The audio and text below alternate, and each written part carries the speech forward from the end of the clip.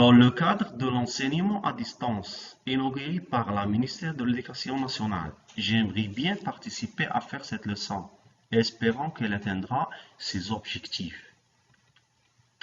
Elle concerne le niveau de 4e année. Le titre complément d'objet direct et le complément d'objet indirect.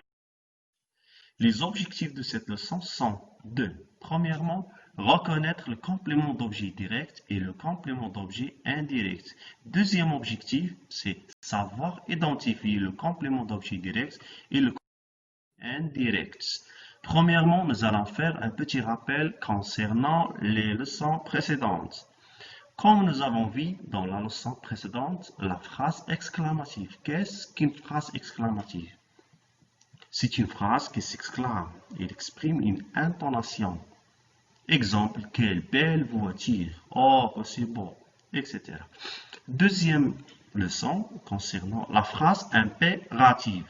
Qu'est-ce qu'une phrase impérative? C'est une phrase qui donne un ordre, un conseil ou bien une recommandation. Exemple, levez-vous, asseyez-vous, etc. Maintenant, regardez bien l'image. Qu'est-ce que vous voyez sur cette image? Le médecin examine le malade. Nous allons faire l'analyse grammaticale de cette phrase. Qui a examiné le malade? C'est le médecin. Donc, c'est lui qui fait l'action. C'est un groupe nominal sujet. Que fait le médecin? C'est un verbe. Examine, c'est un verbe. Le médecin examine qui? Il examine le malade. Donc, ce mot est essentiel pour comprendre le sens de la phrase. Il est lié ou bien attaché directement au verbe. Donc, il joue un rôle primordial pour la compréhension de la phrase. C'est un complément d'objet direct. Pourquoi direct? Parce qu'il est lié directement au verbe. Deuxième image. Regardez, deuxième image.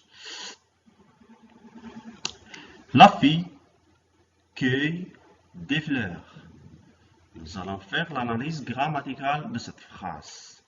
Qui cueille des fleurs? C'est la fille. Donc, c'est un groupe nominal sujet. Que fait la fille? Cueille. Donc, cueille, c'est un verbe.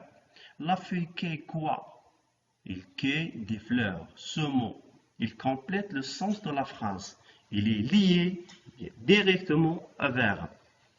Il ne peut ni déplacer, ni supprimer.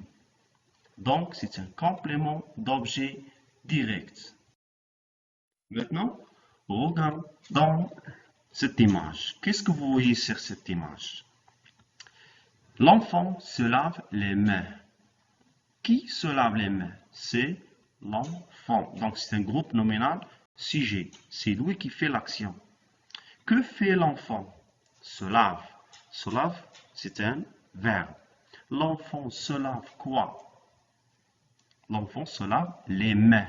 Ce mot joue un rôle primordial pour la compréhension de la phrase. Il ne peut ni être supprimé, ni être déplacé. Donc, c'est un complément d'objet direct. Maintenant, petit résumé. Le médecin examine le malade. Le médecin, groupe nominal sujet, examine verbe. Le malade, complément d'objet direct. Il complète le sens de la phrase.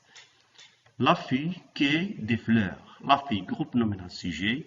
Cueille, c'est un verbe. Des fleurs, c'est un complément d'objet direct. Le papa se lave les mains. Le papa, groupe nominal sujet, se lave, c'est un verbe. Les mains, c'est un complément d'objet direct. Maintenant, comment on peut déterminer le complément d'objet direct dans la phrase? Toujours on pose la question avec quoi ou bien qui. Exemple, le médecin examine le malade. Le médecin examine quoi? Le malade. Donc le malade, c'est un complément d'objet direct. La fille cueille des fleurs. La fille cueille quoi? Des fleurs. Des fleurs, c'est un complément d'objet direct. Le papa se lève quoi? Les mains. Donc les mains, c'est un complément d'objet direct. Maintenant, regardez l'image suivante. Qu'est-ce que vous voyez sur cette image? La maman parle à sa fille. L'analyse grammaticale de cette phrase. Qui parle à sa fille? C'est la maman. Donc, c'est le groupe nominal sujet. Que fait la maman? Parle. C'est une action. Donc, c'est un verbe. La maman parle à qui? À sa fille. À sa fille, c'est un groupe de mots qui complète le sens de la phrase. Est-ce qu'il est lié directement au verbe? Non, il est séparé par une préposition. Ah, donc c'est un complément d'objet indirect. Deuxième image.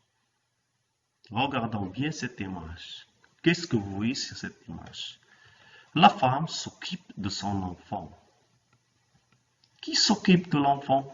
C'est la femme. Donc c'est un groupe nominal sujet. Que fait la femme? S'occupe. C'est un verbe. La femme s'occupe de qui? Elle s'occupe de son enfant. De son enfant, c'est un groupe de mots qui complètent le sens de la phrase. Il est séparé par le verbe par une préposition de. Donc c'est un complément d'objet indirect. Troisième image. Regardons bien cette image. Qu'est-ce que vous voyez sur cette image?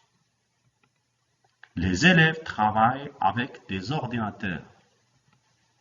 Nous allons faire l'analyse grammaticale de cette phrase. Qui travaille avec des ordinateurs? Ce sont les élèves. Donc, le groupe nominal sujet. Que font les élèves? Travaillent. C'est une action. Donc, c'est un verbe. Les élèves travaillent avec quoi? Avec des ordinateurs. Ce groupe de mots complète le sens de la phrase. Il ne peut ni déplacer, ni supprimer. Et il est séparé au verbe avec une préposition avec. Donc, c'est un complément d'objet indirect. Maintenant, petit résumé, la maman parle à sa fille. La maman, groupe nominal sujet, parle, c'est un verbe. À sa fille, c'est un complément d'objet indirect. Pourquoi? Parce qu'il est séparé du verbe par une préposition à avec accent. Deuxième phrase, la femme s'occupe de son enfant. La femme, groupe nominal sujet, s'occupe, c'est un verbe.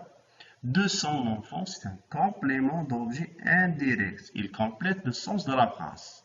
Mais il est séparé du verbe par une préposition. C'est pour cela qu'on a nommé, c'est un complément d'objet indirect. Troisième phrase, les élèves travaillent avec des ordinateurs. Les élèves, c'est groupe nominal sujet. Travail, c'est un verbe. Avec des ordinateurs, c'est un complément d'objet indirect. Il complète le sens de la phrase, mais il est séparé du verbe par une préposition. C'est un complément d'objet indirect. Conclusion. Dans un groupe verbal, le mot qui complète le sens du verbe est un complément d'objet. Mais nous avons deux types de compléments d'objet. Il peut être direct, complément d'objet direct, ou indirect, complément d'objet indirect. Quand il est précédé d'une préposition à avec accent, de,